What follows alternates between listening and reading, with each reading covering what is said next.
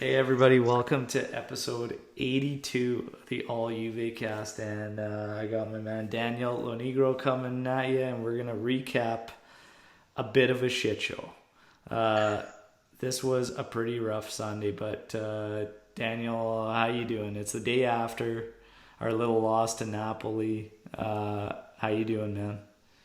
Yeah, it's been a pretty rough weekend with all of the unfortunate events that took place, plus watching this game. Yeah, you still, Yeah, yeah. Well, fuck, we got. At least a celebration towards the end of it that we can look forward that's coming up. yeah, you always got to look forward to the positive, right? Yeah, So, but yeah, unfortunate events. Obviously, I did not have my phone as the Juve Napoli match played out, and incredibly shocked to say the least. What happened with Kobe Bryant and his daughter with the helicopter crash. I just didn't believe it for a while, and I found myself getting sucked into this portal where I was just looking for more information, just not believing it. I was not a Lakers fan ever. I still am not, but to not respect a guy with his talents and what he did for that game and being a global ambassador and he spent, I believe, around 8 or 9 years living in Italy as well, and huge fan of football. And he's had pictures with all the greats and Del Piero and Del Piero's son as well. And it's just a crazy, crazy tragedy. Couldn't believe it, man. It didn't feel real. I know you're a Celtics fan, but you gotta respect Kobe, and it's unreal. We're gonna kick this off. There was apparently a release that there was nine in total, with Kobe and his daughter Gianna, who he always called Gigi, on the helicopter. So we're gonna have a little moment of silence for John Altobelli, his wife Carrie, his daughter Alyssa, Christina Mauser as well, Sarah Chester, her daughter Peyton, and then the pilot Ara Zobayan, and of course Kobe and Gigi there.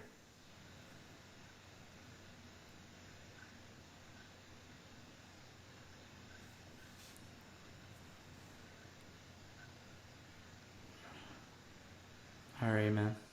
Uh, Man, it's tough, man. I'm just thinking about, like, my daughter's gonna be turning one next month, and it's unbelievable that the guy, like, he's not gonna be able to enjoy his retirement and watch her coming up. Apparently, he talked about her all the time, and now she was gonna be better than he was. Like, just she's a beast and whatnot, and it's crazy. It just really goes to show you there's so much more than just sports and whatnot. But I know a lot of fans right now are really taken aback by Juve not even making a quick post or whatnot about it. um, I don't personally understand it whatsoever.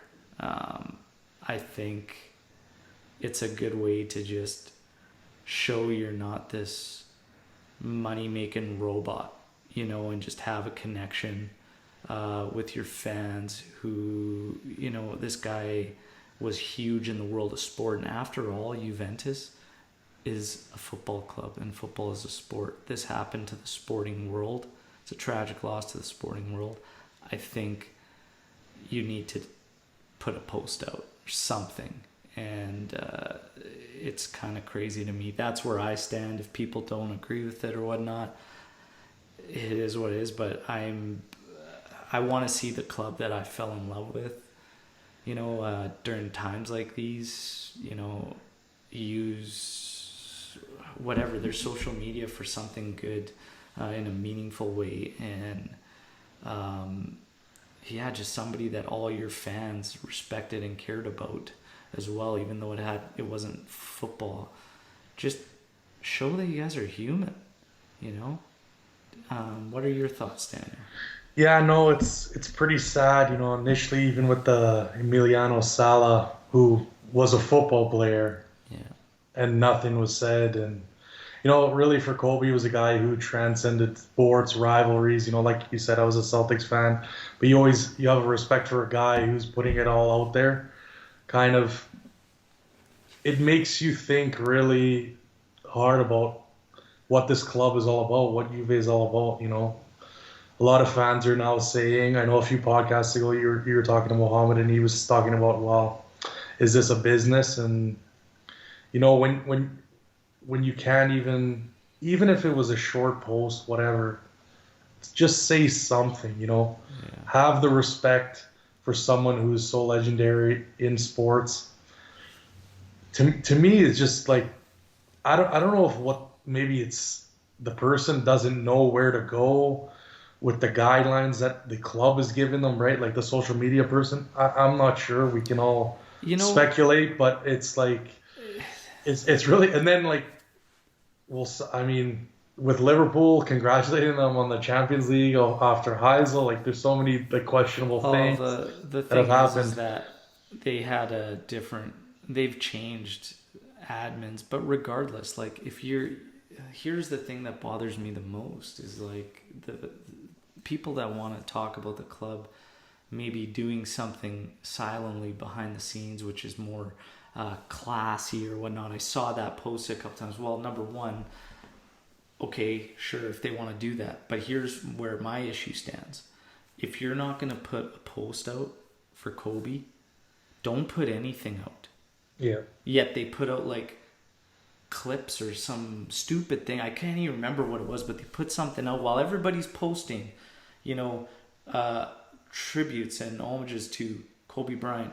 They put out this little piece of crap video thing or whatever. And I'm like, what are you guys doing? Either shut it down completely if you want to be one of those behind the scenes. It's like, hey, no social media for 24 hours or whatever, we're just shutting it down if you don't want to actually put a post out for Kobe.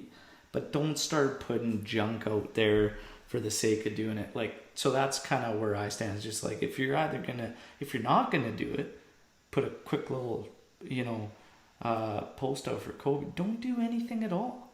It's ridiculous, but Yeah, it doesn't make any it's frustrating. sense. And I totally get where fans are just embarrassed for Juve, really. And then I heard something even worse. I guess Milan wanted to wear armbands in tribute of him, and the league said they forbid it. No, unbelievable to me. Yeah, and even yesterday, I don't even think the newspapers had posted anything. I know this morning I saw, or well, it would be this morning now for Italy. Corriere dello Sport actually had posted something, or had published something with Kobe on the front of it. But yeah, I don't know. I mean, for a guy who lived, and actually he lived in, or he played basketball, or he lived in Rieti, which is where my mom was born.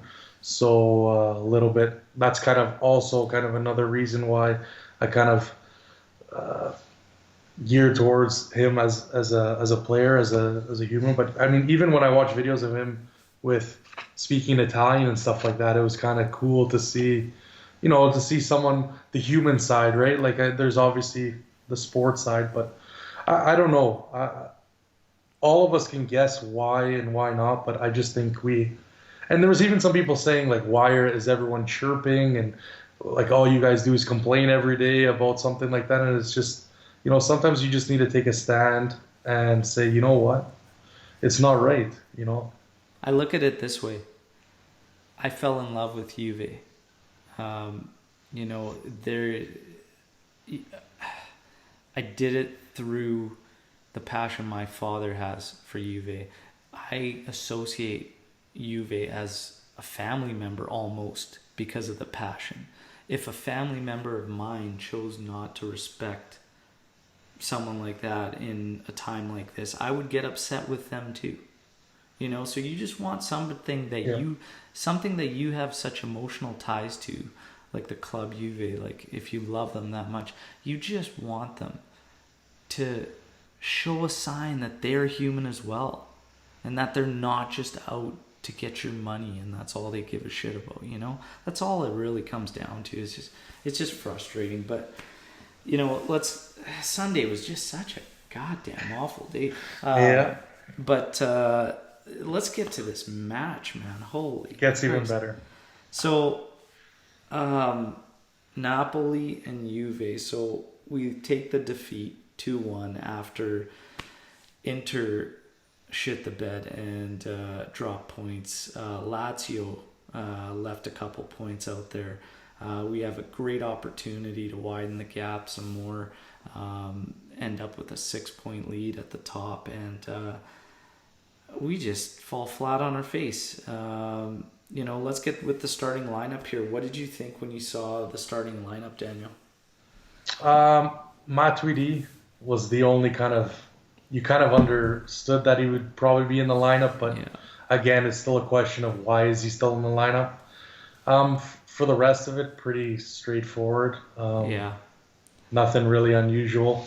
I agree. I mean, I looked at the starting lineup and I said, you know, people that got pretty fired up about it after the match played out were talking about the starting line, and I'm like, I'm not going to buy into that because, number one, we were one player away from it being our best 11 currently. Right. You know, and you touched on it. Obviously, it was Matuidi. So without Matuidi in there, you know, that's, you know, if you put Rabiot in there, given his current form, that's our best 11, really. Yeah. But the thing is I'm not going to buy into that. We just, the starting lineup was fine with that. I expected Matuidi in there. We get into this match and like, oh man, there's really not a whole lot to recap in this first half. It was a snooze fest. Napoli came out pretty hard. They were kind of pushing the pace right out of the get-go. 7 minutes in, Milic has a header off a corner kick, just kind of goes over. Nothing really crazy there, but 14 minutes in, we make a nice passing sequence up the wing. Dybala ends up finding Ronaldo. He took his man on, got a left-footed shot, just skied it. I think that might have been all really in the first half for us. 25 minutes, we're holding good possession, but there's just nothing coming from it. Like, again, it's just a lot of what we've seen, especially if we think back to that lull that we went through leading up into the winter. It was just useless, aimless possession. That's all it was. Possession for the sake of having it. And we just, in this one, it was just, you know, people want to talk about they want to talk the starting lineup. I saw so many routine passes missed, like just really bad mistakes. Half hour in, and I was just like, it was so sloppy and just pathetic. Like, you know, a guy that's 10 feet away from you and you can barely get the ball to him. Like, Jesus, my daughter's turning 1 next year. She can hit that pass. Like, let's go. You know, like, it's just frustrating. It's things like that. Yeah, no, it was just it felt like they were just going through the motions, kind of. Like, man. It was like they did have some good link up. Like Higuain and Dybala had some, like you said, that fit around the 15-minute, 14-minute. That was actually a really nice play. And then I was like, Ronaldo, you have to have the class to finish that. But no, like Napoli was kind of playing the same way that Sarri had instructed them how many years ago. They were pressing up. When they lost the ball, they would kind of quickly try and press to win it back. But yeah, like you said, and then it started to become, there was a lot of fouls too. So then that kind of started slowing the game down, and it seemed like we were content to just kind of like sit there and kind of go back and forth. It's not even the press. Like, they pressed instantly at the start, but after that, we had a lot of room. They allowed Pjanic to come back and drop. What they did was, and we didn't take advantage of it, but we had enough if we would have got our flanks involved deeper up the pitch. Cuadrado made a number of runs Sandro missed. made a couple in the 33rd minute. Actually, he got into the area quite nice, but I felt like he was looking for the call way too easily and should have fought through that. Manolas grabbed his shirt a little bit, but it's like, come on, Yeah, it Sandro, was a like little too soft. get tough in there. Like, let's go. That was just frustrating. But yeah, this first half was a snooze fest. Really, we had all the possession outside of that first 10 minutes that Napoli really pushed hard, but it's just nothing there. Quadrado made some good runs. We're not even looking. And this is the part that frustrates me, and I've seen it so much. And, there's no like systematic structure to our play. Just when you think it's getting good, couple Coppa Italia matches stuff, he's getting the right players in. Again, Matuidi and just getting him up the pitch is terrible. It's useless. It's absolutely useless. There's no reason to do that. And if you still can't see that, like, this is the part that frustrates me. It's like, sorry, put down the fucking notebook. Stand up, go watch the goddamn game, and stop writing in your stupid little booklet, okay? Go watch the game. Everybody can see it. It's getting frustrating. Okay, I don't know what the hell you're writing. I don't know what the hell you're doing, but enough. You don't need to write about it. I'm pretty sure it just says Matuidi sucks. Matuidi sucks. Matuidi sucks. Higuain offside. And he still leaves him out there every goddamn game. And I know now I'm getting a little carried away. I'm fired up because we see the same struggles over and over and over, but we just keep doing the same things. But I want to talk about this system because it's not just about the quality of the players in the midfield. You've got to be organized. And when you can't break a team down, when you dominate possession like that, like we couldn't even get an attempt on target till what minute? The 70th almost? Yeah. It was what the main thing that I'm noticing though, which is kind of clear, which I guess could be a good sign because we should be able to correct it. And I do actually think it has to do with quality. If you notice today, it was kind of like we were in, I don't know if you remember when we played a 3-5-2 where you had Pirlo in the middle and the two guys would kind of go up and down and they would make their runs. That's really all what was happening. Pjanic wasn't getting anywhere near the attacking third as much as we needed, and there wasn't really any like triangular passes where I noticed before when we played really well, as Pjanic would go up and they would kind of rotate in and around, like Matuidi would move back into the central role or whoever was available. In this game, it was like Pjanic would kind of sit back. He would get up in certain moments, but we were basically allowing Matuidi to go up and try and fit passes with Ronaldo, Dybala, and Higuain, and then it's not good. He doesn't have enough quality. But I've said that. It's just I've said this a bunch with the formation and how you attack. And here's the thing. This is why I get into system and not quality. Okay. We are so susceptible to counterattacks, it's not even funny because we do that and we push those midfielders up. Our flanks, we always leave them caught right in the middle because we can't decide if, hey, are we going to push with them or are we just going to hold them back? And we're always caught in this little flux, and it's like, make up your mind, okay? Make up your mind if you're going to push with the flanks, keep that side central midfielder as a support, push up with your middle midfielder. That's why I've been talking about two central defensive midfielders for a while, because it's going to stop the counterattacks. People have argued me saying, well, then you're not going to get possession in the offensive zone and you're not going to hold it. Bullshit.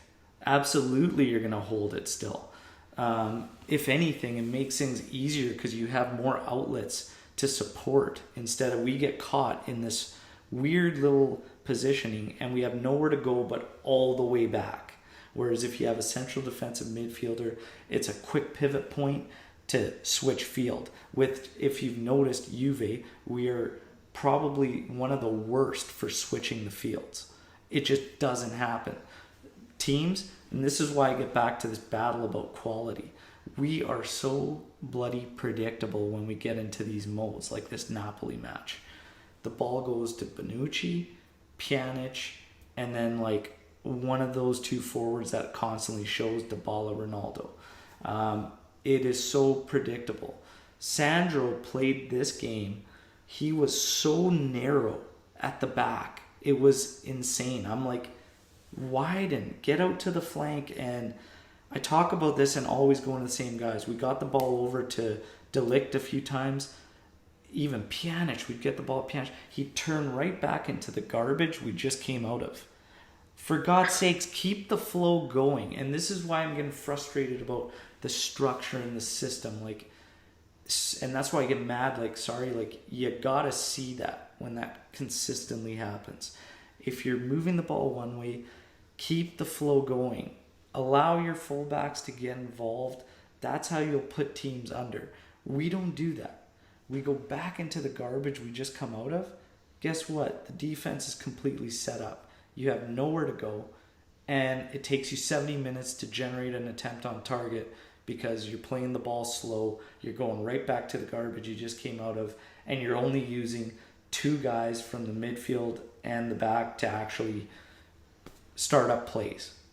We need to give all the guys the freedom to do what they got to do and play the goddamn game. And when they can't, well, then you got to make a decision. Because if I have to watch Blaise Matuidi rip up deep into the corner and put a cross right back down our throats, I'm going to puke. Oh, man. I still can't believe he did that. It's like unbelievable, man. I've never seen anything like it. I think...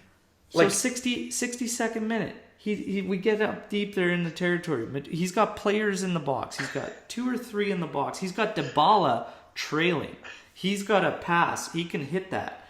I would hope he could hit that when you touch a ball every day of your life. Hit that pass at least to Dybala's feet. He's in the area if you don't want to make that cross. Or just blast it down our throats. Napoli picks it up. They're on a counter. And then this plays a little bit. You know, he comes up. Insignia gets to Insignia. Rabiot, Bentancur, nobody is going up to the ball. Not a single one of them. And I'm like, guys. Press. In comes the shot. Now, here's the thing. My father was pissed at Szczesny. I saw the dip on the ball, and I'm like, that's a pretty tough one. Like, he's not going to catch it. Maybe he could direct it a little bit better instead of out on that angle, but that's a pretty tough, like, it's a dipping shot. Like, it's pretty hard. It's a dipper. It's tough. I'm not going to put that on Szczesny when, first of all, it should have never been in their possession from that, like, the way it was. So it's pretty tough, but what do you think when people are kind of... There was a little bit of rumblings about Szczesny on that one, but for me, I'm not going to buy it. I mean, I think if he's going to be the number one, he's got to make a smarter decision. I mean, he's seeing them come down the field, and he's got to get a better hand to it, or punch it, or not direct it. Man, that ball had some serious movement, man. That's pretty tough. That's pretty tough, man. That's asking a lot. Like, if you're going to take a hell of a chance trying to punch a ball going low into the corner like that, like, it's got to be mitts open. It's like, you're not going to try and punch that. But he put it right on his foot. Yeah, but it's I get you. He's probably not meaning to. He's just trying to stop the goddamn shot. No, but... I mean, holy Christ, man. Like, to ask him to stop it clean is never going to happen. To ask him to try and direct it, I mean, it's a hell of a shot. There's a lot of movement there, man. I don't think I'm not gonna blame him, just like I wasn't blaming Gigi on the fucking Cengiz Under shot that hit the bar and bounced off him. These are good shots, and no, I'm not gonna get on Szczesny for that. Matuidi's piss poor cross started that whole counter. And again, we are so susceptible to counterattacks, it's not even funny. And this is why I talk about being organized, having a structure, having a system. Sarri's got to put in a little more work, and I think the next step is to change, just have 2 at the back and put one of your midfielders up ahead. And I think, obviously, we got to widen out, because this narrow thing just allows teams to switch field on us. and gain so much field position. It's too easy when we have a trequartista in there. It works at times when our trequartista is playing a bit of a hybrid. But when the guy who's playing that trequartista, when he stays true to that position, it allows the other team to get wide on us and just move up the field a little too easy. And then what happens is Bentancur or Rabi or Matuidi, whatever, they get shifted out.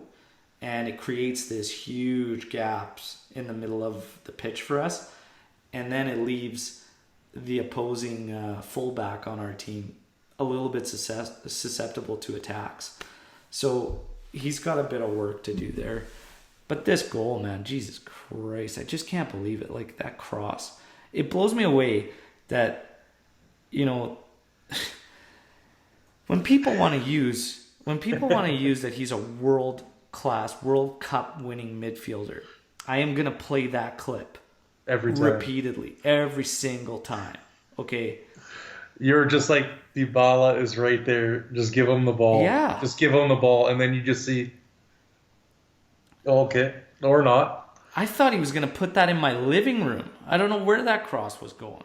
See, the thing is with the style is it almost hinges on being perfect, right? Like when we lose the ball, everybody's got to get on their horse and get to that guy and win it back, or you're going to be susceptible. We've known that. Like, we've known that before the season, right? So this is something, I don't know, maybe that we have to come to accept. Like you said, I think now that Eriksson is off the table, we have to change, and we can't use a seat, because I don't think Dybala should be there, and Ramsey's not good enough, or we haven't seen enough, and he hasn't been injured. So I think I agree with you. I know you've been saying the past few for a while now, but I think we do need to make that change, and maybe having those, like you said, having those two guys will solidify. But I think we're still going to be susceptible to it. It's not going to be, because it hinges on us pressuring and winning the ball back as quick as we lose it. But the thing that's so frustrating, and okay, like, people are probably going to react a bit, okay, with the sorry notepad thing and stuff like that. I'm just getting fired up because I was really pissed off about this game. Don't take it too seriously, everybody. But here's the thing that frustrates me. It's another match where Sarri hasn't made adjustments at halftime. You know what I mean? Like, so I think Pjanic had a bit of a tweak or something, because he ended up subbing out at the 50th minute. In the 72nd minute, Dybala and Matuidi get taken off. Bernardeschi and Costa come in. Costa should have been in there much, much sooner. Because if you see a game where you cannot generate offense systematically, he's probably the one that's going to ignite everything from an individual standpoint. And I'm not saying that's right, because I've always said that's something I'm against. I'm all about the team structure and system, making everybody better. So to have Costa come in and do that and just use that individualism, I'm not for it. But if you're in a situation like that in a game where you can't generate scoring opportunities, he's got to get to the pitch a lot sooner than the 72nd minute, or wait until after you fall behind a goal. Well, sometimes you just need that fire, right? And like I said, it looked like no one was there. It was kind of like half-assed. Everyone was lackadaisical. No one wanted to make any important runs. But yeah, like you said, you got to bring him on sooner. He's got to come on sooner. So definitely he needs to. That's exactly you're right. He needs to make those in-game adjustments as the coach. But not only that, not only the adjustment of personnel, but at halftime, when you've seen, because for the better part of the first half, we dominated possession. There was absolutely nothing coming from it. Cuadrado was making all sorts of runs, not getting rewarded. There was no adjustment. We literally went out there in the second half and we did the exact same thing. Going through the exact same guys, playing at the exact same tempo. There was just no sense of urgency until it was so late. You know what I mean? And then like Yeah. where And then we it kicked find our in. goal, Bentoncourt puts over the ball over the top. Granted, their keeper made a mess of it because he ideally should have handled it. He hesitated, and Ronaldo pounced on it. But I mean, ultimately, it's just, yeah, it's just frustrating that there's another match, halftime, and Sarri just really changed nothing. And after all the words of what he says, and I want to be foot on the throttle, I want to be attacking, and I would rather give up goals, pushing rather than doing this. My cat's trying to get in on this podcast here. This is Cheebs, everybody. But yeah, it's unbelievable to me, man. It's shocking that we see this quite a bit, not all the time, but quite a bit. I don't really understand it. I don't understand why we can't adapt to what teams are doing to us. Do you know what I mean? So Napoli shut us down, and they were going to play that quick turnaround on a counter or whatnot, and we had a team that was completely in front of us, and we dominated possession, and we had zero ideas. It comes down to the players when it's an execution thing, but it comes down to the coach when there's no ideas or structure. There's no sequences coming out there that we could see like, hey, this is right out of the training ground. There's not a lot, and that's what I'm trying to get at with Sarri is like, I don't think he's that coach. You can tell when there's sequences there that you're like, that's right out of the training ground, right? Yeah. And the kickoffs. But my God, man, to just, I don't understand it I don't understand it at all, really. We have a good enough squad where when you have that much possession, it shouldn't take 70 minutes to get an attempt. And it's crazy to see that game in, game out. It's just frustrating, man. I don't really know. But talent, okay, sure, when you're looking at guys like Matuidi, but honestly, Pjanic is starting to fall, I think, in the same hole that Dybala was last season. He just needs to be further up the pitch. He's not doing us any good taking a 5-foot pass from Bonucci all game. Okay, when you watch him get up further into the pitch, number one, he's got a good shot, probably one of the best from our midfielders. We just don't get him there. The other thing is, he's got a very, very good understanding of give and goes, and he works them quite well with everybody up front when he gets up there. We just got to get him up there, man. Why? How can you justify that we're going to push up the field with Matuidi and not Pjanic? Okay, and I get it, because people still have that regista thing in their brain. And they're like, well, Matuidi can't play a regista thing. Scrap the goddamn regista thing. Blaise Matuidi is good at one thing. He's got a motor, he's a runner, and he can get that ball back. Let him do that if he's out there. I just looking at the way he has us set up, though, I don't if, let's say, you do decide to push Pjanic to the left mid, right, in that 3. At the end of the day, it's still supposed to act as a diamond on paper, is what I get from what Sarri wants us to do. So at the end of the day, there hasn't been an execution when, let's say this game or loads of other games on the players' part, because they're not moving in the way that they're supposed to. So I've seen Pjanic go up to where he needs to be in the position he is currently now. So that's why I don't necessarily think it's that. Obviously, if we're going to change formation, then you'd have to look to see where you want to put him, right? He can't do that, though. In this formation, I don't see any hindrance of him not being able to do that if they're playing it the way it should be. 100% there's a hindrance. It's because we're pushing with two side midfielders. He's not going to push up. If we're already that susceptible to counterattacks, what the heck is going to happen when he also gets up there?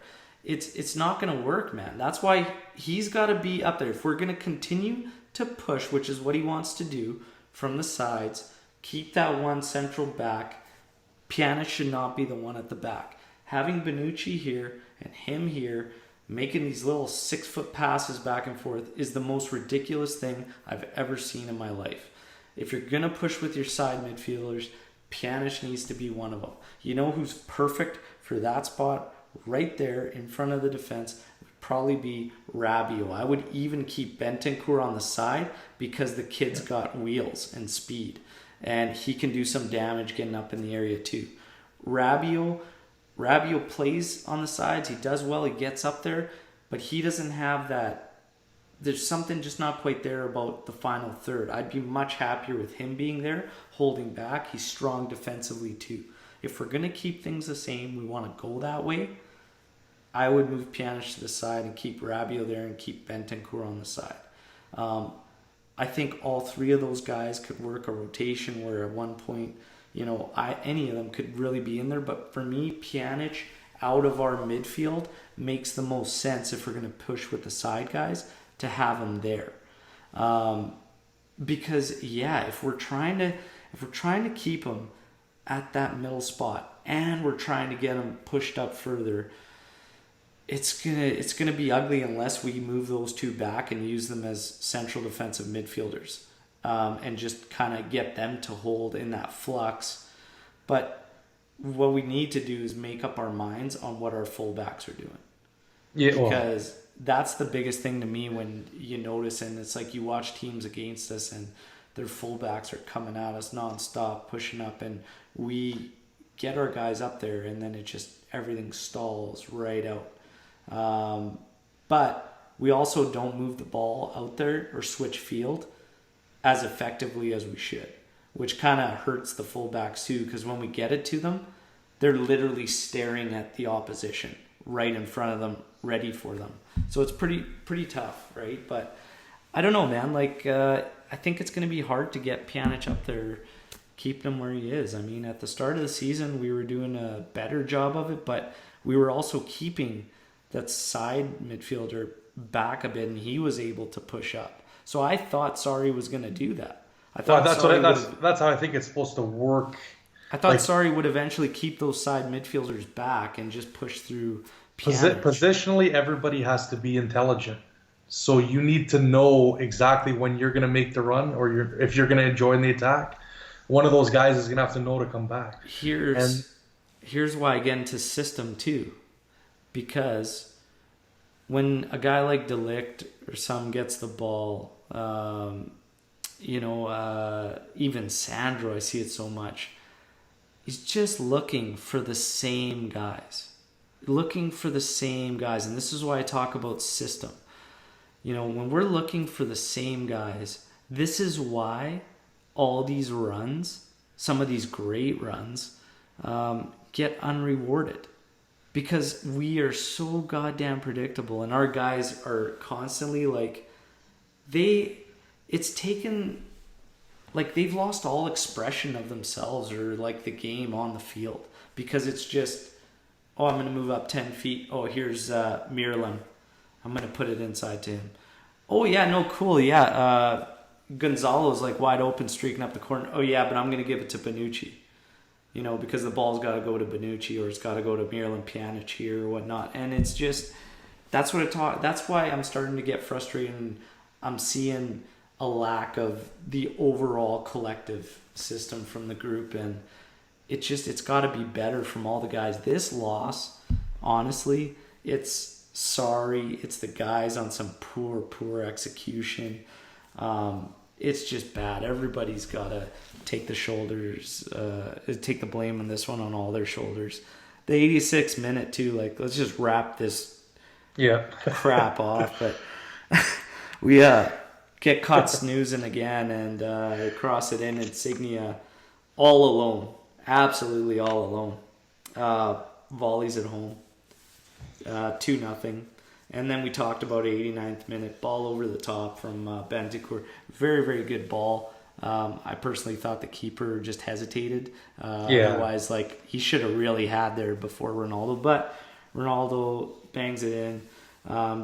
Just enough to piss us Juve fans off and, think we got a chance of maybe stealing a point here. But no, it's too little, too late.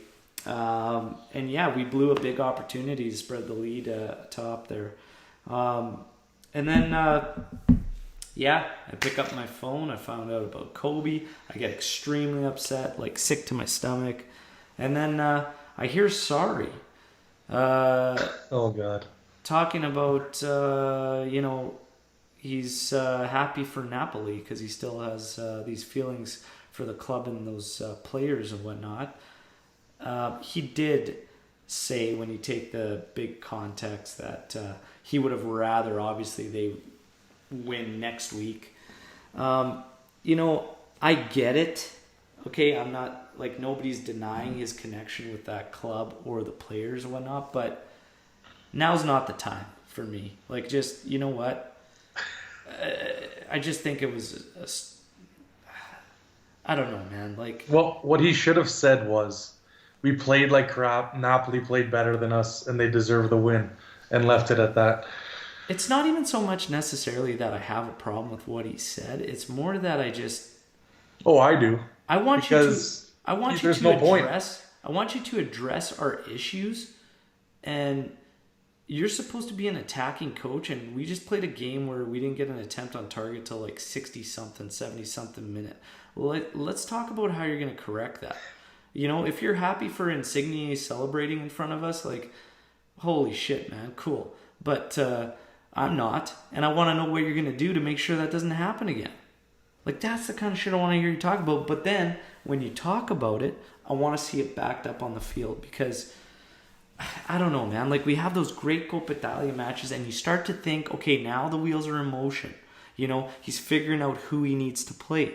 He's figuring out, we're starting to get a little bit of a style. But then we just come out and we do the exact opposite. All the good things we were doing, the quick ball movement, the rotations, the movement off the ball. And then we play against Napoli and we're stagnant. Nobody's moving.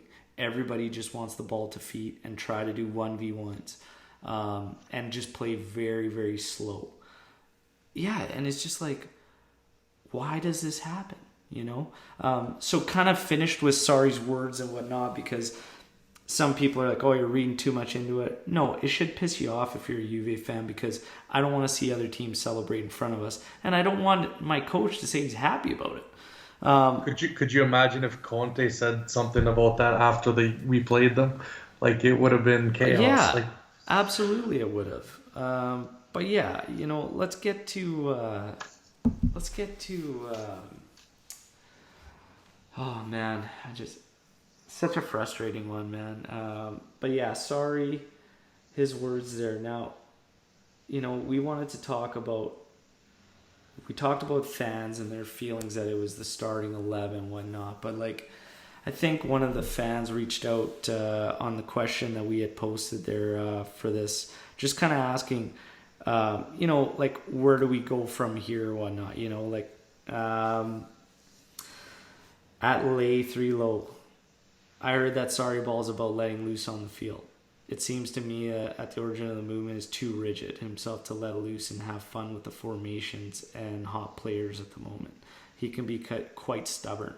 What do you guys think? And then Luca. Oh man, so many. Number 1, dispute our starting 11 today. What went wrong? Why Sarri even went with it? I mean, we kind of touched on that. I mean, it was really one player away from our best current 11. Right. I don't really think we can get onto that. Woj, so Tech, Szczesny, at fault for the goal, or Matuidi? Matuidi, for me. Are you going with Tech or are you going Matuidi? Like I said, like you said before, if it doesn't get to that point, then he doesn't need to make that save. I still think he could have done a little bit better but at the end of the day, like you said, if it doesn't get to that point, then he doesn't need to make the save. Yeah. And then again, just Rafa PV, what do you think about the starting 11?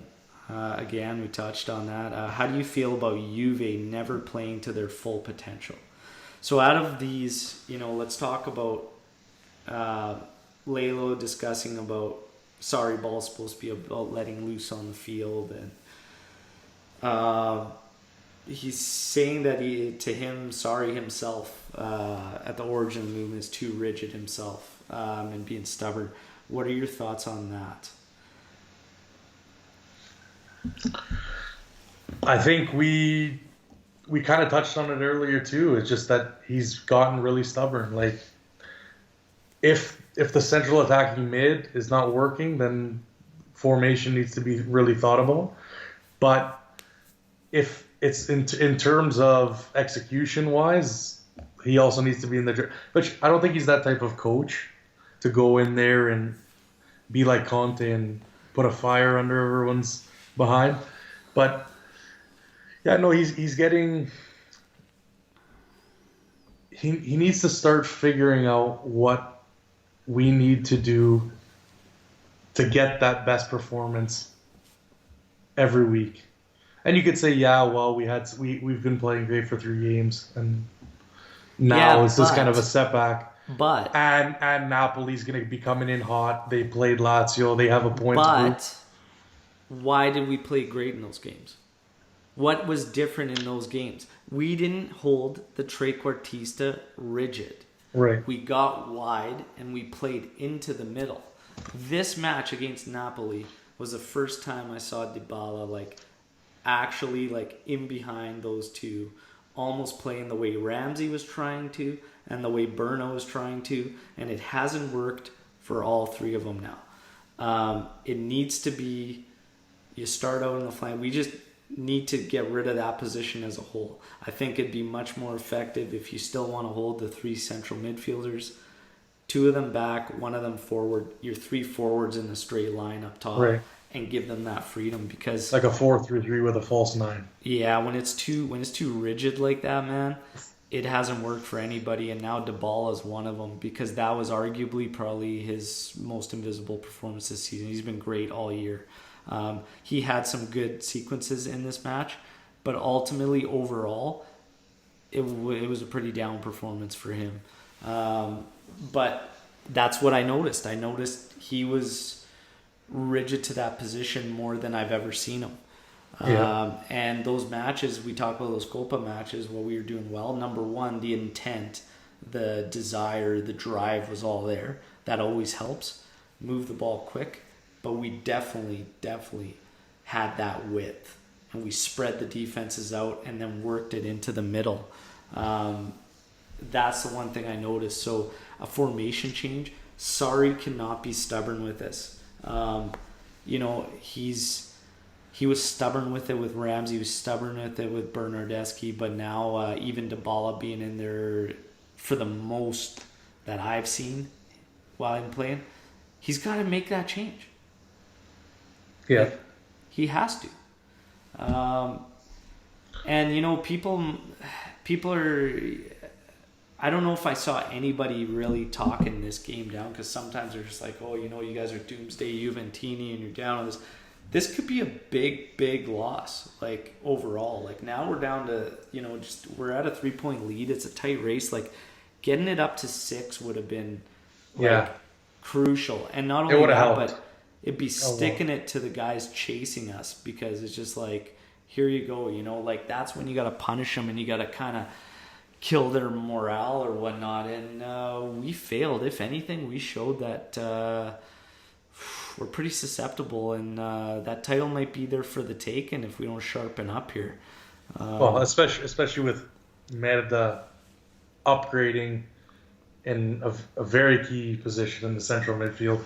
Plus, those guys Sensi and Barella are going to be playing a lot better. They come back from injury. Now they're gonna be on form. So it's really looking like a interesting situation. I mean, we're still in the lead, but do you think it just comes down to the mentality?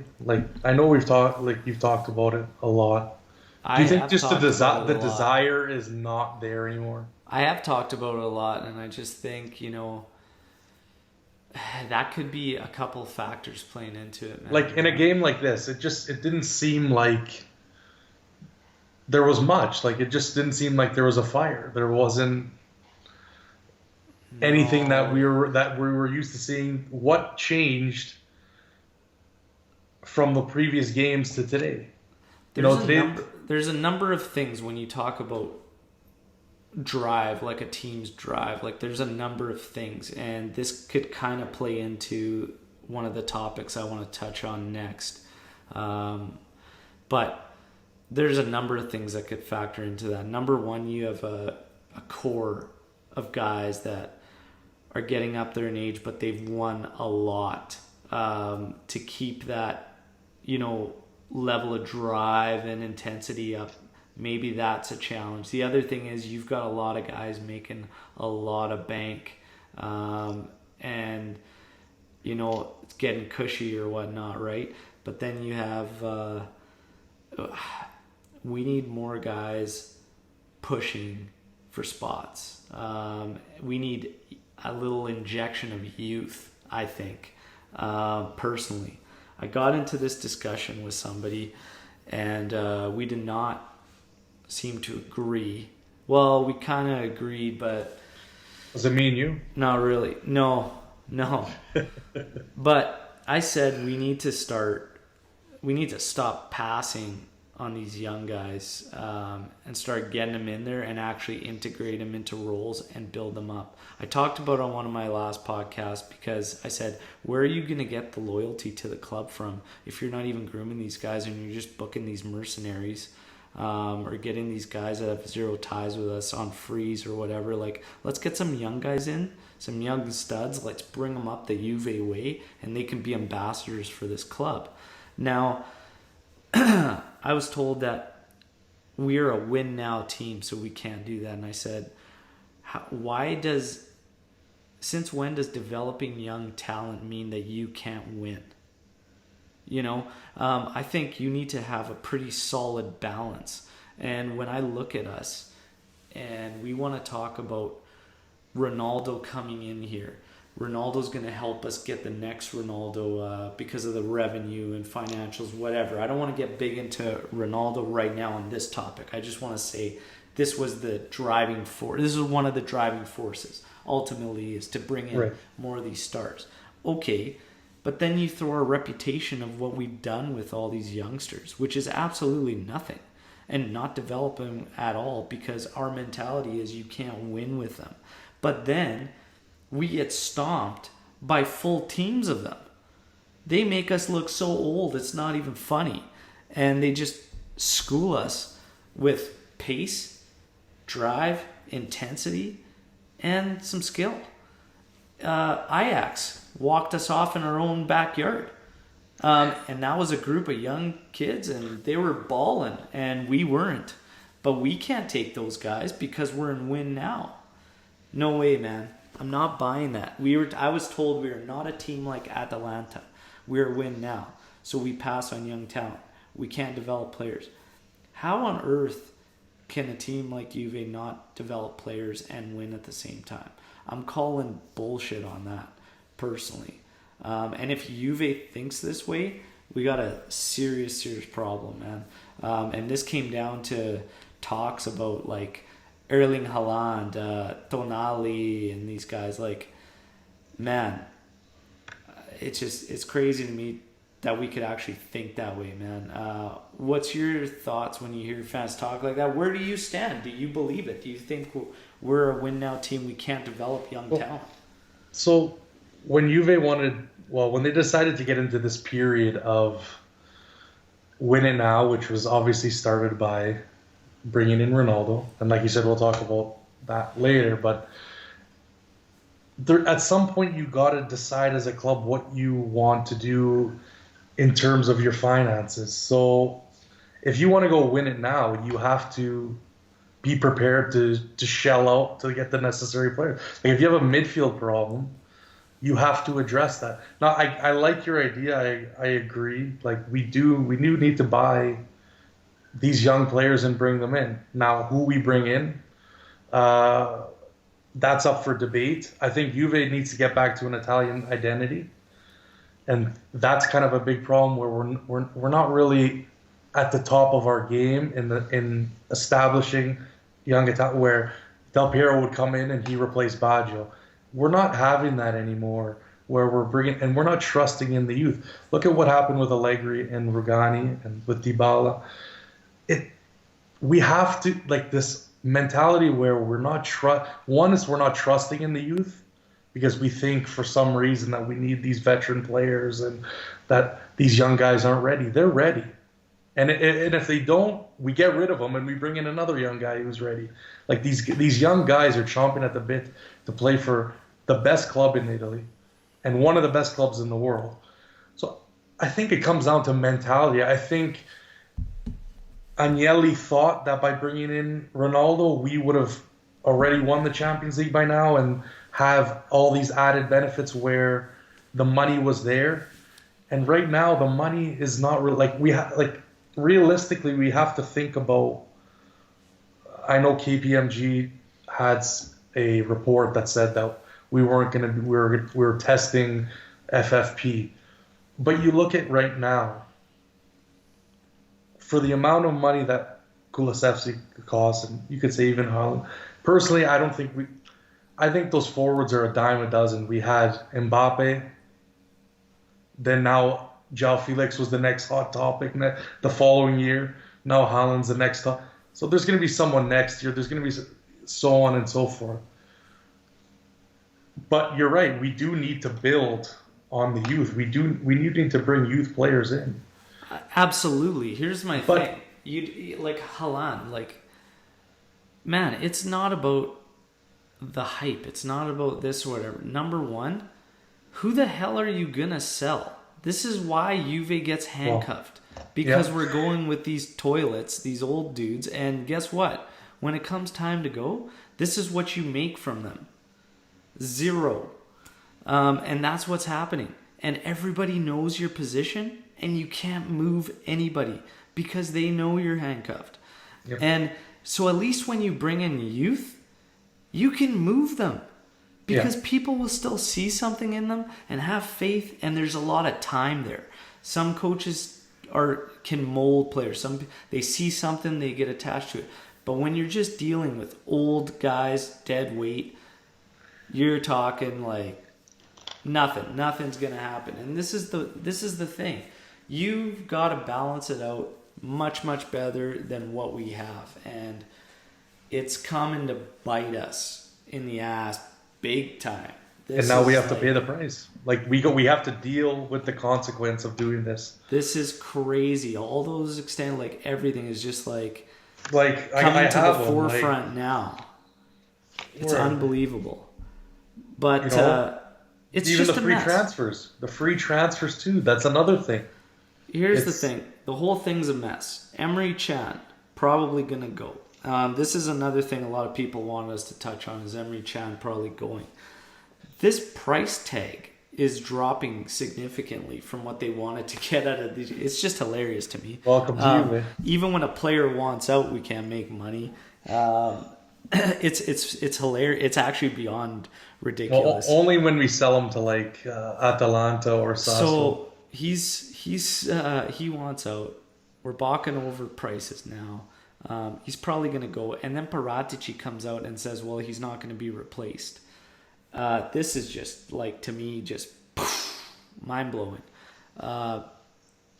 My God, man, how on earth can we not get a replacement? Like you need a replacement because Matuidi's in there.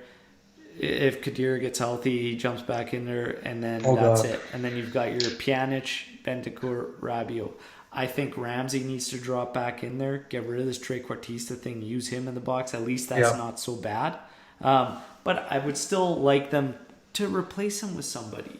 The fullbacks. What the hell's going on with the fullbacks? Kurzawa, I guess, DeCilio swap. And now all of a sudden, I read we're flipping the switch, and it's like, oh my God! Now we had Spinazzola, we had Pellegrini. and it's all now we're like doing this we're doing this nice little dance of get rid of this guy. Okay, now we got plus Valenza. Okay, make the numbers work, and it's just like a nice dance rotation. What Okay, it comes send down this guy to, out. I don't see any organization from the board. Like I don't see any. Like it just looks so It's a freewheeled. shambles. Like so freewheeled. It's not even funny right now. Like it's the most bizarre thing to see from a club like of this stature. To be honest, like if you follow all the major sports, I've never seen like dealings that seem so like just out of the blue and just complete messes. It just doesn't quite make sense. The whole Kurzawa DeShilio thing, like honestly, right now at this point, a healthy body is a Yeah. good deal. Um, I'm fine with making that.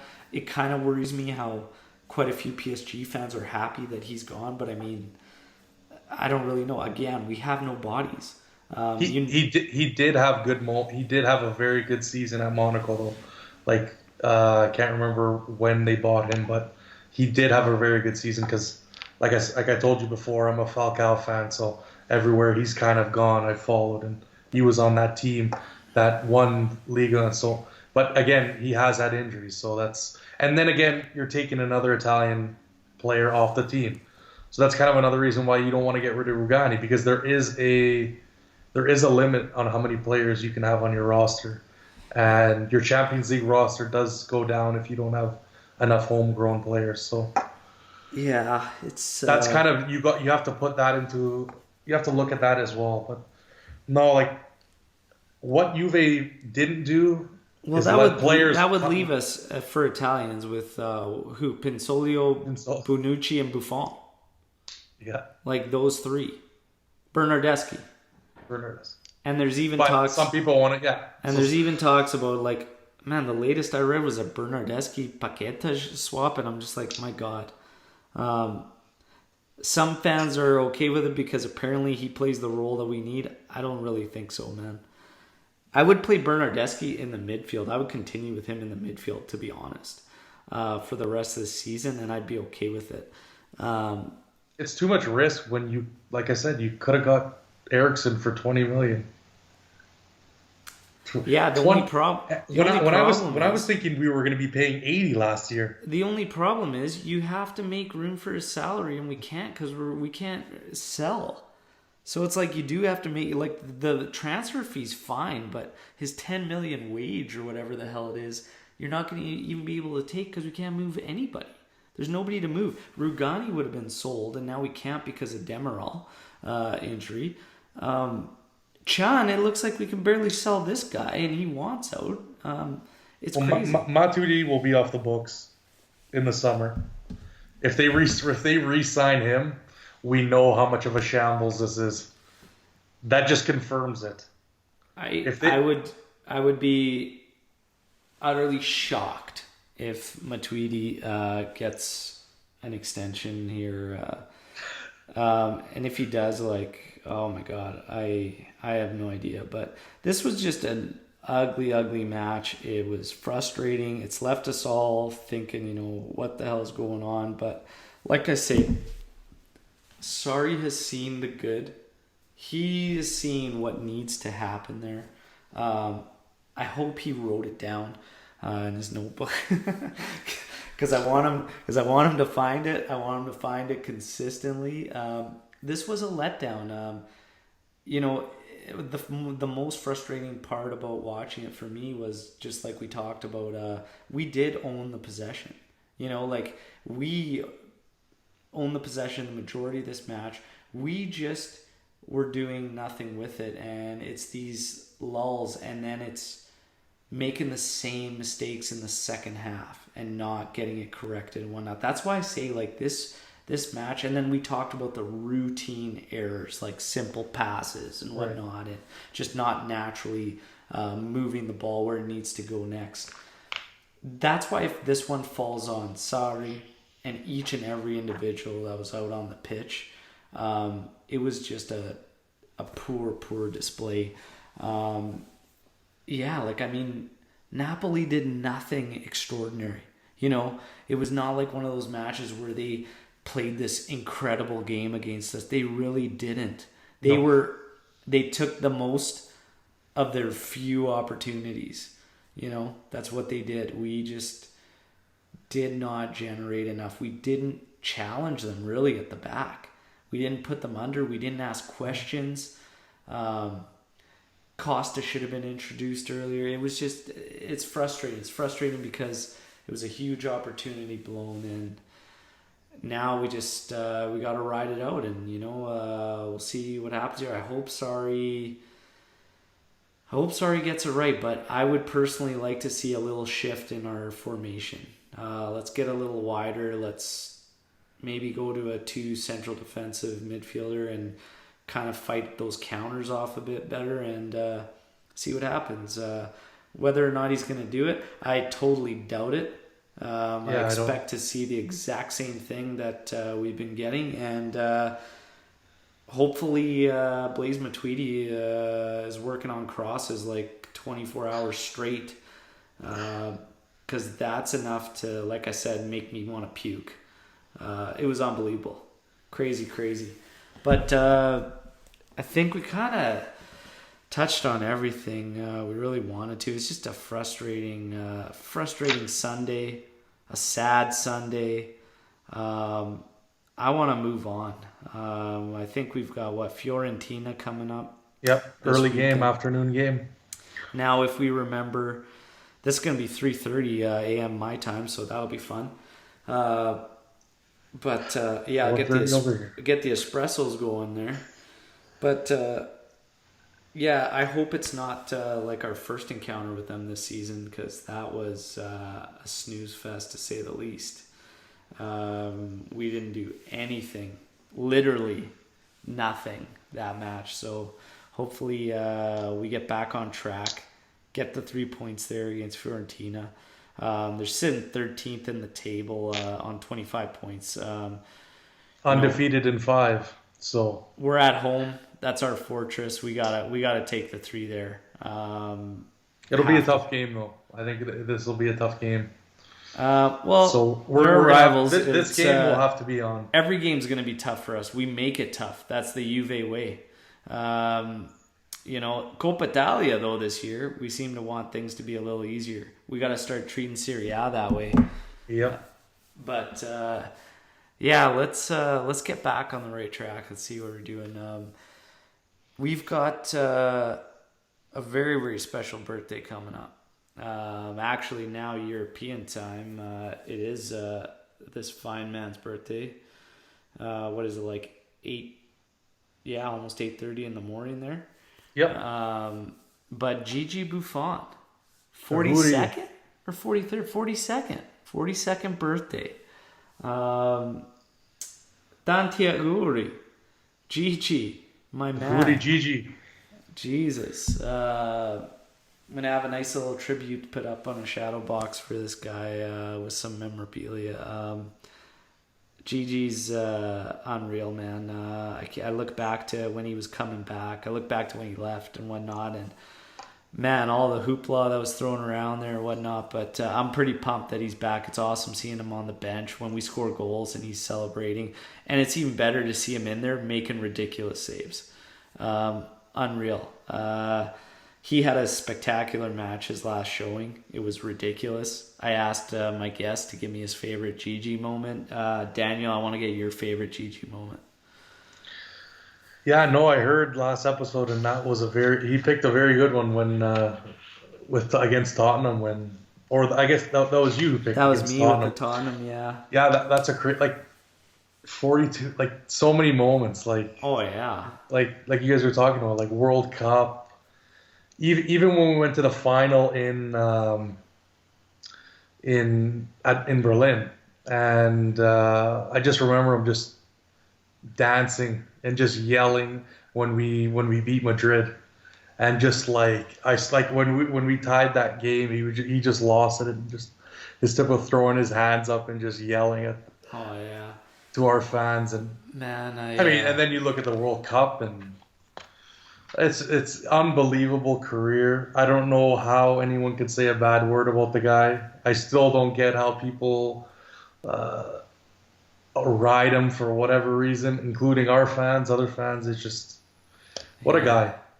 No, What a guy. Gigi's incredible. I mean, the saves, man, like just so many saves. The one on Iniesta where he Yeah, flashes the hand. The one against was it Monaco or Olympic Lyon? I think Monaco where he's going one way and he slaps it up over Leone the had one too. bar. Oh, Yeah, Leone. Lyon. Um, the header from Inzaghi. And Zidane. The header from Zidane, absolutely any time that he sings the national anthem, it's my favorite part. It was my favorite part of watching Italy play. It was literally seeing Gigi in the line singing the anthem at the like belting it out. Yeah, it's like you want to go to war with that guy. It's It's crazy. it's incredible, man. I love it. The way he turned to the curva and celebrated our goals. It was amazing. Gigi, tanti auguri, my man. Happy birthday. Daniel, is there anything as we wrap up that you want to touch on that we maybe didn't get to? Um, the only thing I can think of is just I think for a club, and like I said, I know the Ronaldo fans are gonna get they're gonna get excited. And yeah, Napoli was a big game. I think we need to. We're coming to a point where we're going to be playing all the time, and I think Ronaldo has to almost like a Kawhi and have like time management where he's not playing all these games because even today he did not look like. Let's be honest, he did not look like he was on, and he had his moments at the end, and he had his couple moments throughout the game. I just think these opportunities, maybe not the Napoli game or against Merda or whoever, Champions League, we need. These are games where, like you said, we can give opportunities to play a 4-3-3 and have different guys start and get the minutes. We got to start giving guys minutes so that they can be at their best when they need them. Because if someone goes down, we're going to be like we were in that lull with Ronaldo in the first place. Yeah, I mean, I'm not necessarily against managing his time, but at the same time, I mean, I don't know. I'd have to say against Napoli. I mean, It was terms nobody, of anyone. nobody really stood out. And Right. to be honest, I mean, all our forwards. I mean, you can't just say this about Ronaldo, but Dybala and Higuain. Number one, we gave them absolutely nothing. Like we gave our forwards absolutely nothing. We did them no help. We didn't create any space for them because our fullbacks decided they would only go to a certain distance on the pitch and then shut it down. I'm not against time management for them, but the other thing is too is, man, we just need to figure out how we're gonna attack, how we're gonna create chances. Like we still need to figure that out because it just seems like. But like you look at the Coppa Italia, when we played Udinese, what's the point of playing Ronaldo in that game? Like, frankly speaking. It's still a one-off match. No, it is. I'd but still put him in a one-off match. At the end of the day, there's no need. Like Ronaldo being in the lineup also hinders certain. Like you could have Bernardeschi at a winger position Yeah, but you know what? Who are you going to put your money on in a one-off match? Bernardeschi or Ronaldo? against Udinese. Yeah, Like, actually, No. yeah. Bernardeschi? What the fuck has he shown, man? Are you Yeah, kidding me? but that's his position. We have to get these guys. Like if you don't play Rugani, he's not going to be anything to you. If you don't play Demiral, he's not going to be anything for you. You got to get guys minutes. I know it's hard, and we're paying a lot of money for Ronaldo, but we need to start getting the team No, accustomed. here's the thing, man. There's so much more to that, man. There's like number one, or in the mid. He doesn't need to play. I'm not saying he's got to play winger. I'm just saying he's got to be on the field. You're looking at it as a match. Yeah, it's Udinese. Okay, how about a momentum builder, banging in goals, which we did that game. Like, it's all things we just need to build off. Get those guys out there, and you know what? Get a confidence builder. If they only come out and play the tough matches where it's a grind and it's just like, holy shit. Now I have to try and find like this gel thing with guys during a tough opponent. Like, I get the time management thing and whatnot, but honestly, man, I'm sorry. Like, it's a one-off Coppa Italia match. I don't care if we're fucking we're playing. Like, let's build some momentum and let's go. Because on the other hand, if we lose by whatever, you know, because anything can happen in a one-off match. I don't care who the opponent is, and Ronaldo's on the bench. That's a different story. Then all of a sudden, everybody's like, why in the hell is Federico Bernardeschi, who's done nothing for you since you signed him, on there, and a guy that you're paying $30 million isn't in a one-off game? It doesn't matter who the opponent is. But at the end of the day, again, Coppa Italia, you could say whatever, is a one-off match, yes. But we're also talking about the games against Spal, the games against Sassuolo, the games. But that's a different. But that's a different story. No, you're talking.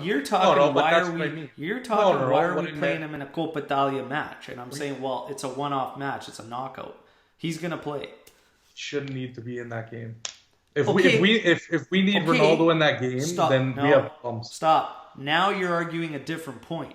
But my point is time management. He doesn't need to play in all the games. No. Now you're arguing something different, because now you're saying he shouldn't need to be in that match because we're playing Udinese. Okay, right. But that goes against the team. So shouldn't need to be. Yeah, okay, he shouldn't have to be. But should he be in there? Yeah, because we've seen how Juve's played. And it's like, quite frankly, I don't have the trust in them. So if we're in the Coppa Italia final and the Champions League final is the next week, you're starting Ronaldo? With a week in between games? Yeah. I wouldn't. There's no point. You don't need to be putting him out there. It's the Coppa Italia final, and then Champions League final is a week away. Right, but he's played in 8 consecutive games. Why did he need to play in 8 consecutive games? He doesn't need to. Well, right, but why would we play? We shouldn't need to. He doesn't need to, but a Coppa Italia match, these knockouts, like one-off knockout, I want Ronaldo Come on in now. there. You do not honestly think he needed to play that game against Udinese? If you think he needed to play that game against Udinese? What's the option? Bernardeschi? No. There's lots of options. We played in the other game without Ronaldo when he was sick. And we looked amazing. Okay, it's okay. So what game are you throwing at me? What game? What game are you throwing at me that we looked amazing without Ronaldo? And then I'll tell you a bunch of games where we looked great with Ronaldo. You know what, man? I get it. I get what you're saying. You're right. I'm not saying we're not to play Ronaldo. I said in key games. I get the time management thing. But if you've got an elite finisher, he's literally there for knockout games, Daniel. Like, let's be serious. If you don't think the Coppa Italia is of a level, well, that's a different story. Because for me, I want Juve to win every cup.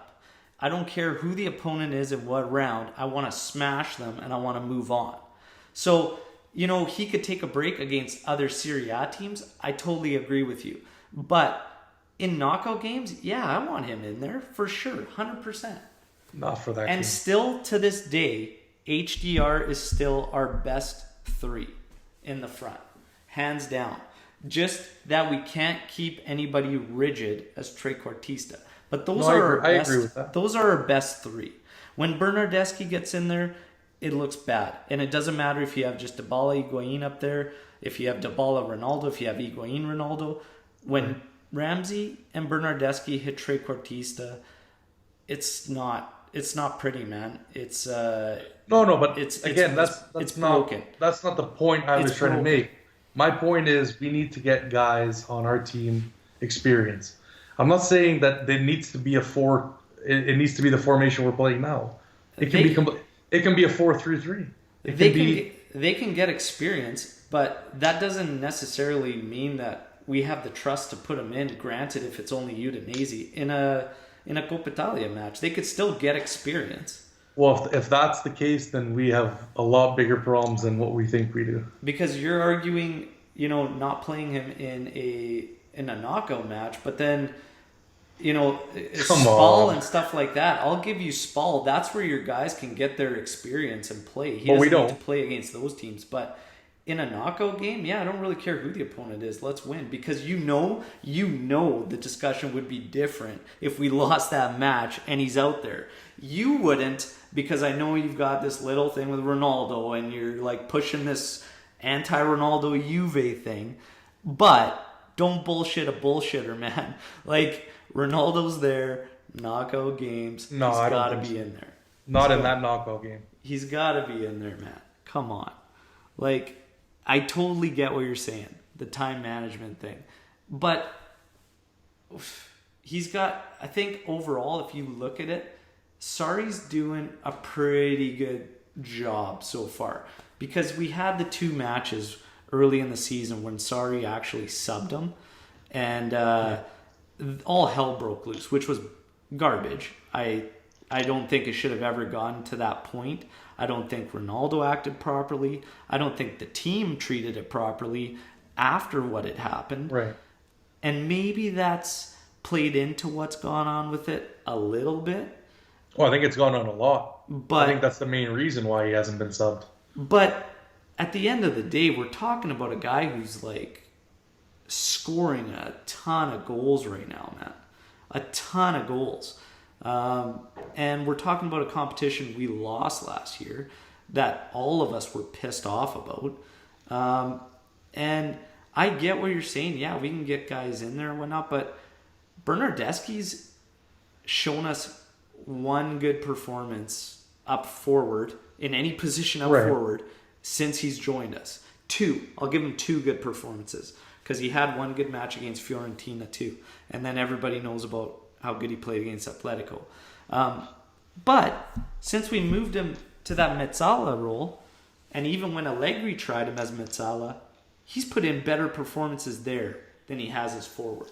So it's got to be a better option than that. Or somebody playing in trequartista and missing out on Ronaldo. This is my point, right?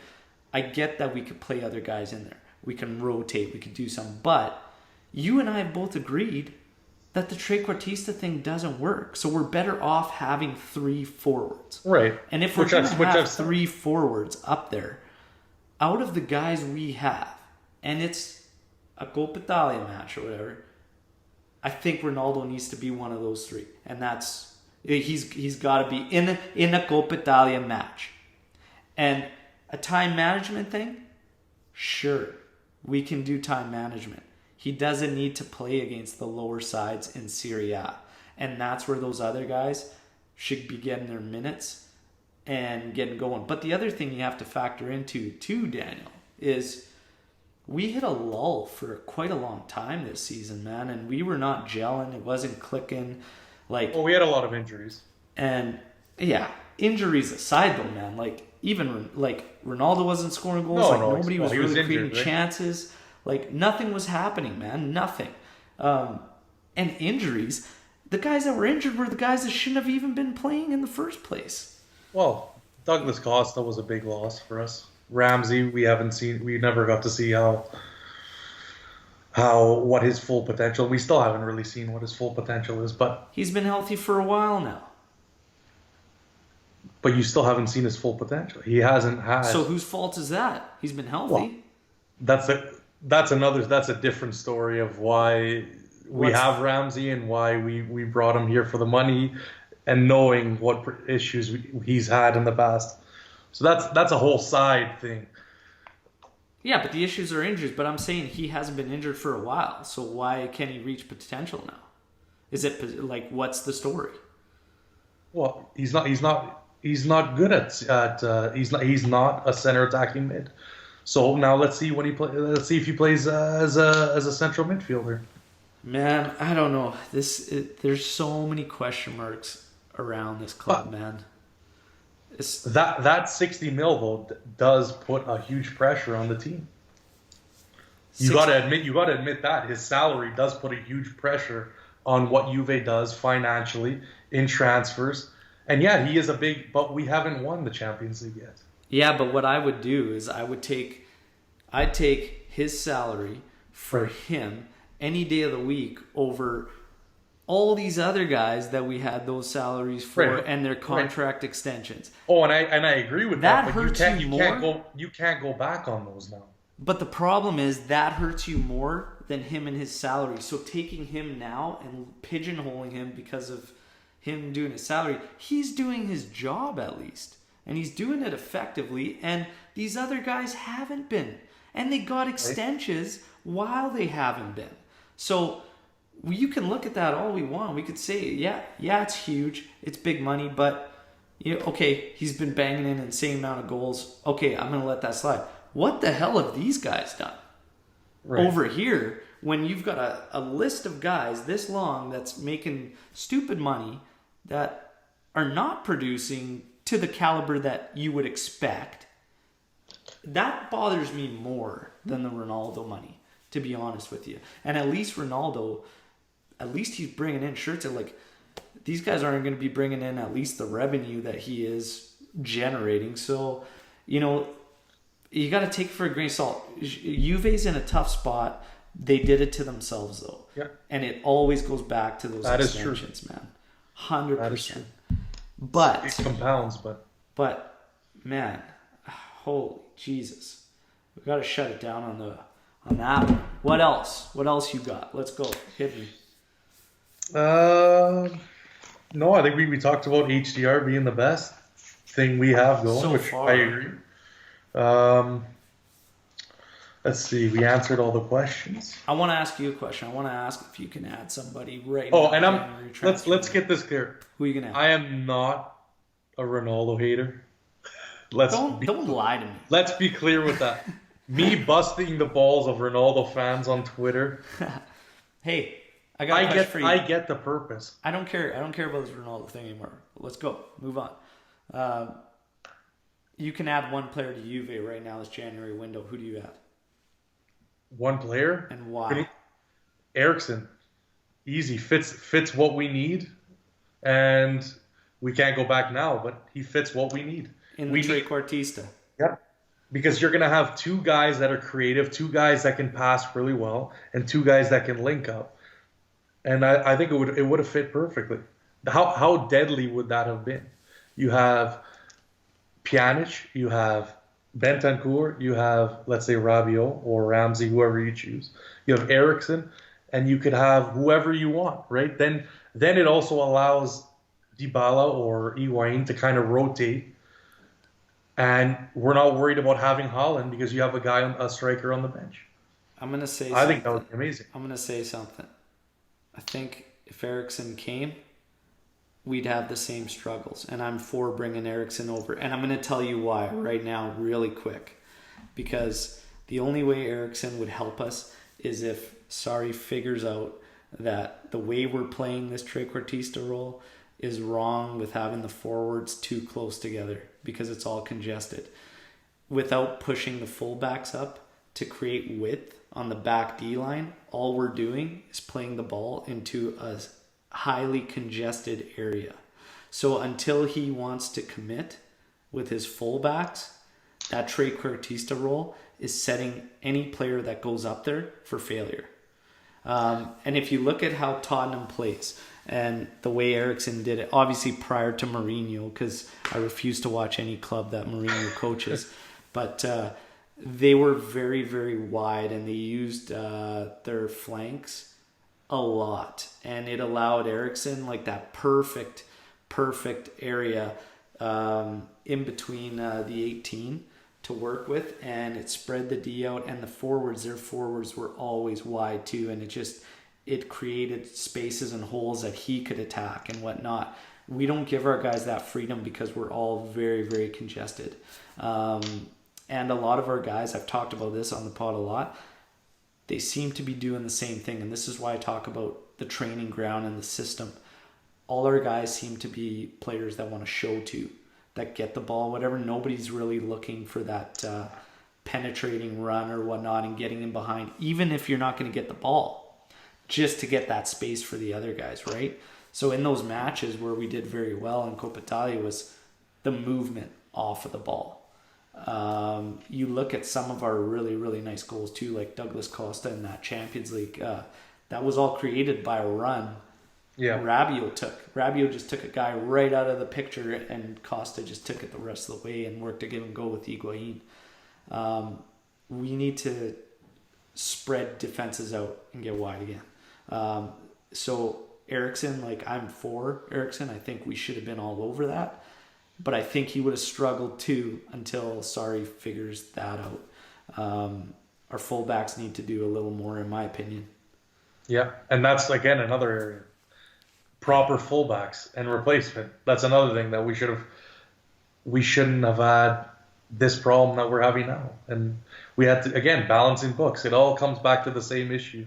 It all circles around, and it all bites you in the ass when you really want a player. You can't get them because of wages or because you can't afford them.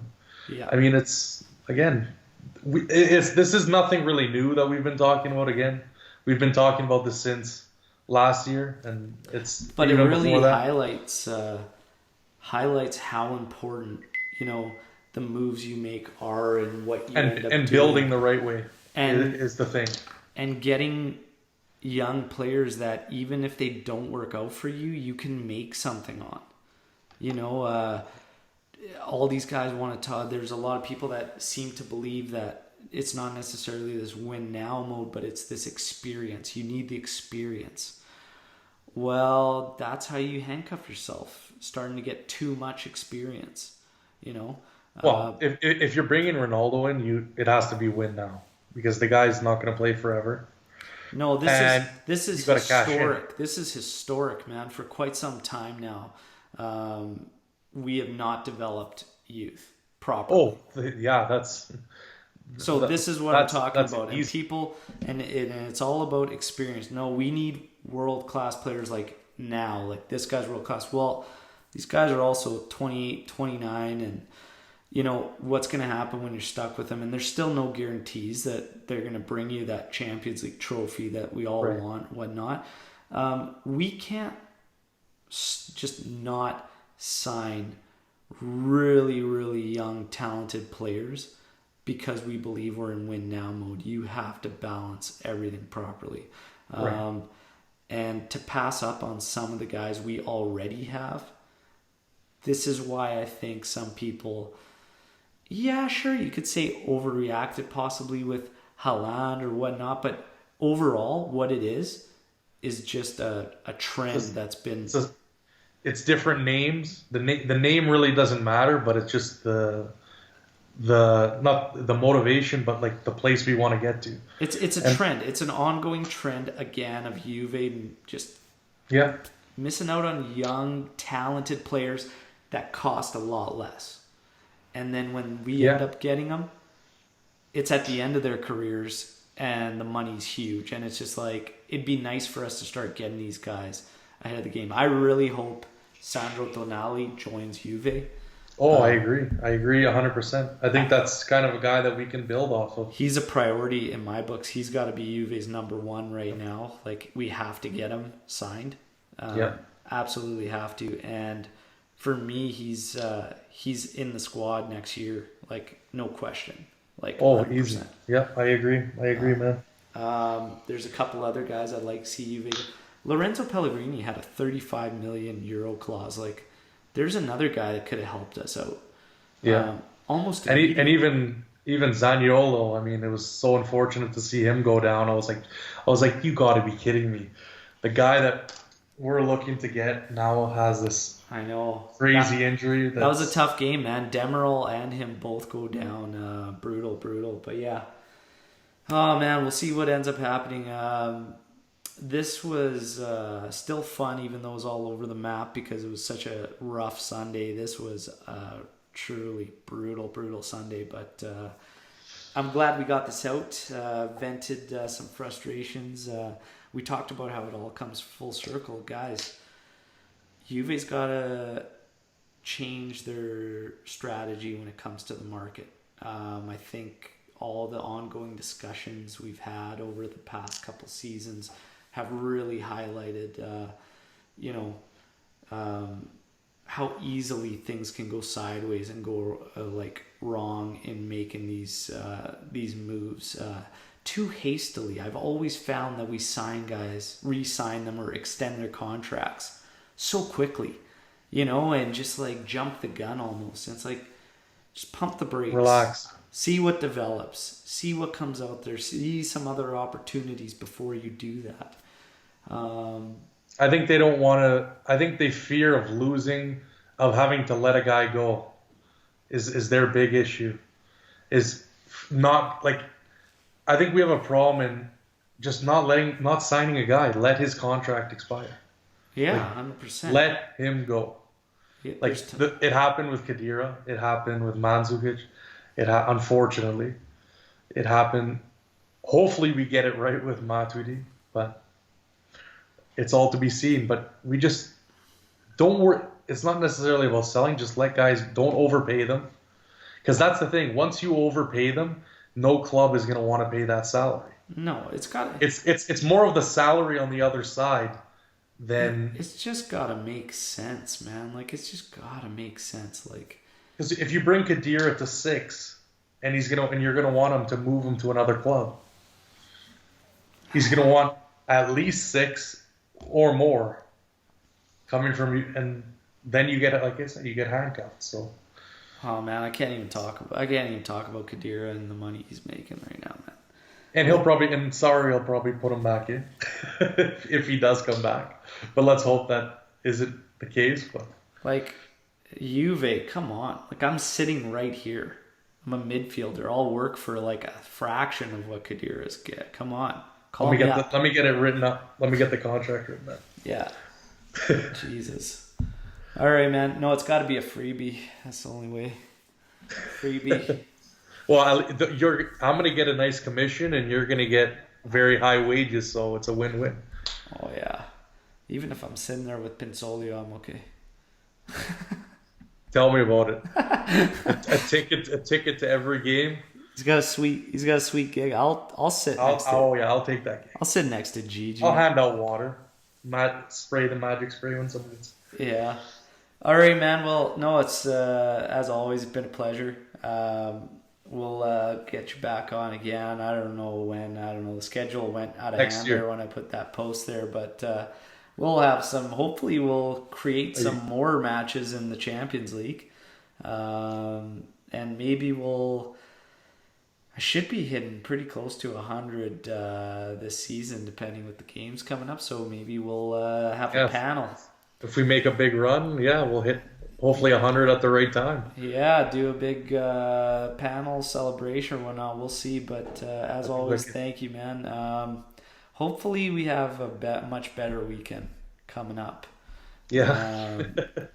Well, it's going to be at 4:30, so this could be interesting. Yeah, we'll see what happens. Hopefully we don't regret getting up so early. But thanks again. And everybody, yeah, this was a lot of venting, a lot of frustrations, but it was a tough weekend, but obviously with COVID and whatnot, it kind of puts everything into perspective, Yep.